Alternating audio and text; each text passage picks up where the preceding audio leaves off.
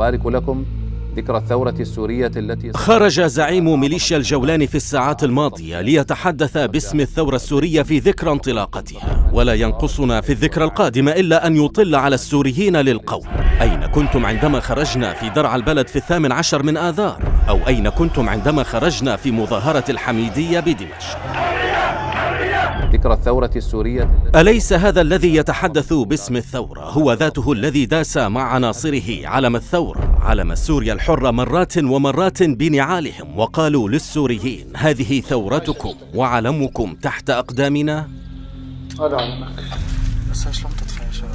ابو على ابو صورته. بتشكيل جبهة. أليس هذا العنصر الذي بدأت مهمته مجهولا ثم ملثما وبعدها مثقنا ورابعا بالجل، ذاته الذي أقحم مع التنظيمات المخابراتية لتشويه ثورة السوريين، وبايع داعش ثم انفصل لتشكيل النصرة وبعدها فتح الشام وتحرير الشام؟ ذكرى الثورة السورية. شرع الجناح العسكري أقول لك اضرب في الراس. بل أليس الذي يحاضر علينا باسم الثورة هو ذاته من قتل مع شرعيه وعناصره معظم من انتموا للثورة بالكواتم والمفخخات والاغتيالات؟ أولا نحن نعرف الواقع كما تعرفون، لا يوجد شيء اسمه الجيش السوري حر. الجولاني الذي قال إنه لا يوجد شيء اسمه الجيش الحر، أليس هو ذاته الذي قاد معارك قتل وإنهاء 25 فصيلا ثوريا يتبعون للجيش الحر؟